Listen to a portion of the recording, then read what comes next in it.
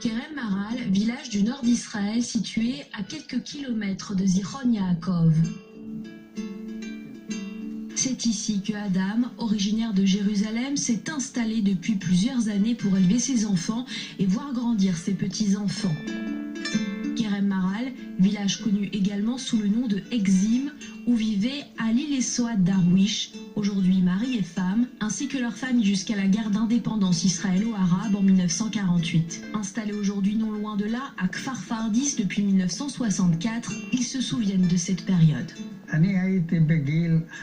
J'étais âgé d'une quinzaine d'années quand la guerre de libération a éclaté avec Israël. On est resté dans notre village jusqu'à l'été 48. Ensuite, il ne restait plus d'armes aux gens de mon village qui avaient combattu.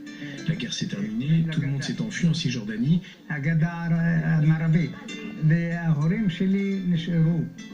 Mais mes parents sont restés. Ils n'avaient pas combattu et ne voyaient pas de raison de s'enfuir.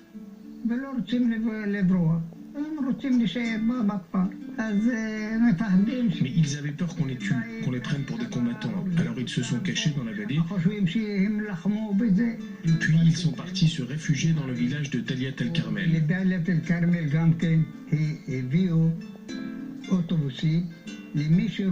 Là-bas, les Juifs organisaient des départs en autobus pour la Cisjordanie pour ceux qui voulaient partir. Ils n'y étaient pas obligés.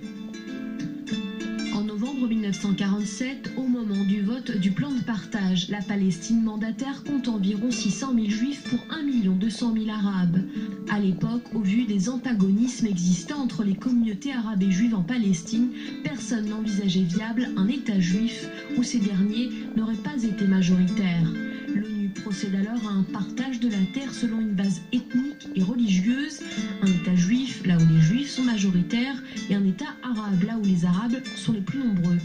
Même si aucun transfert de population n'était en soi planifié, il survient de fait au moment de la guerre en 1948. Les Palestiniens ont fui vers les pays arabes que les juifs séfarades quittaient, eux, au vu de la situation sécuritaire. Des allées sans retour. J'avais 10 ans à l'époque. On a fui notre village, Exim, et on s'est caché pendant 5 mois dans la forêt avant de revenir sur place. Pendant la guerre, personne n'est venu pour nous sortir du village. Mais après la guerre, quand on a voulu revenir, on nous a dit que ce n'était pas possible et qu'on devait trouver un nouvel endroit où habiter. Ils nous ont dit qu'ils effectuaient des entraînements et qu'on ne pouvait pas rester. Le village d'Exim fut en 1948 au cœur de l'opération Choter, destinée à déblayer la route de Tel Aviv-Haïfa, fermée à l'époque aux Israéliens qui étaient forcés de passer par l'Est, un chemin plus long et dangereux. Alors que dans d'autres villages palestiniens dépeuplés, les maisons étaient détruites avant de reconstruire de nouvelles, à Exim, elles ont été maintenues. C'est dans l'une d'elles que Adam nous reçoit. Je suis né en 1940. On a amené ma mère à l'hôpital alors que les Italiens bombardaient Tel Aviv. J'ai vécu toutes les guerres d'Israël. Je ne me rappelle pas d'un jour où c'était calme. En 1948, on habitait à Jérusalem. Il y avait un embargo sur la ville. L'eau et la nourriture arrivaient au compte-gouttes. Des roquettes étaient tirées depuis la Jordanie. Les Britanniques étaient déjà partis et les armées arabes attaquaient de tous les côtés. On doit se souvenir que tout cela est arrivé 3 ans seulement après la fin de la Seconde Guerre mondiale. Et à cause de la guerre en 1948, beaucoup de juifs de pays arabes et d'Europe ont dû fuir. La plupart d'entre eux sont arrivés en Israël.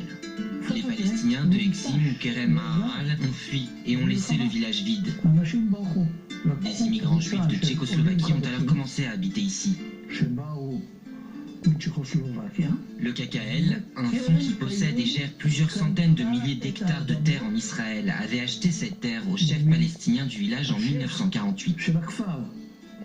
Le rachat des terres, un élément essentiel du projet sioniste qui, de fait, favorisait l'immigration et l'intégration des pionniers.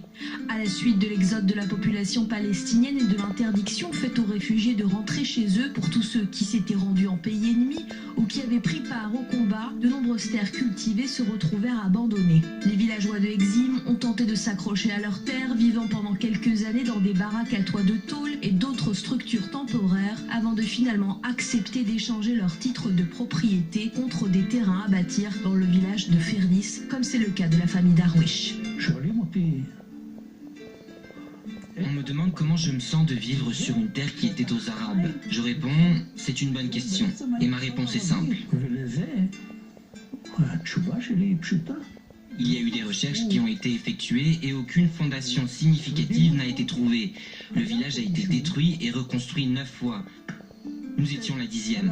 C'est la loi de la nature. On reconstruit par-dessus. Je ne me sens pas mal avec ça.